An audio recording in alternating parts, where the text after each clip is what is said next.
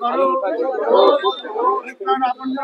ऋण शोध करो, অবশ্যই অমর রহে, অবশ্যই অমর রহে। লড়াই হোক সন্ত্রাসবাদের বিরুদ্ধে। নিহতদের প্রতি শ্রদ্ধা জানাতে মোমবাতি মিছিলে পায়ে পা মেলালেন বরানগর পৌরসভার ৯ নম্বর ওয়ার্ডের তৃণমূলের কর্মী ও সমর্থকরা।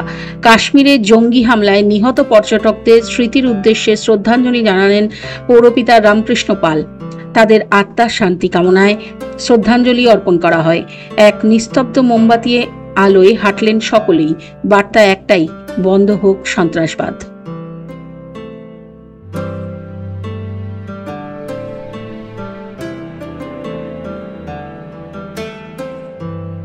চাই দলমত নির্বিশেষে সরকার সিদ্ধান্ত করুক।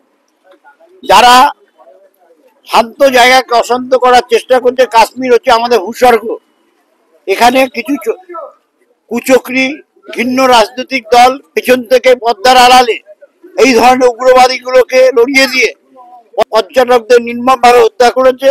এই হত্যার আমরা তীব্র নিন্দা করছি।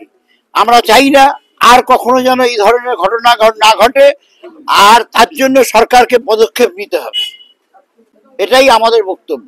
আজকে মোমবাতি মিছিলের মাধ্যমে যারা পর্যটক নিহত হয়েছে তাদের আত্মার শান্তি কামনার জন্য আমরা পথ পরিক্রমা করে শহীদ বেদিতে মাল্যদান করে আমরা আত্মার শান্তি কামনা করি। এটা দলের নির্দেশ, সম্পূর্ণভাবে দলের নির্দেশ। আমাদের বড়নগরের সমস্ত ওয়ার্ডে একই দিনে ওয়ার্ডে এইরকম মোমবাতি পদযাত্রা হয়। এটা সেকুলার স্টেট, আমরা হিন্দু মুসলমান শিখ ইসাই খ্রিস্টান সমবেত ভাবে এখানে বসবাস করি।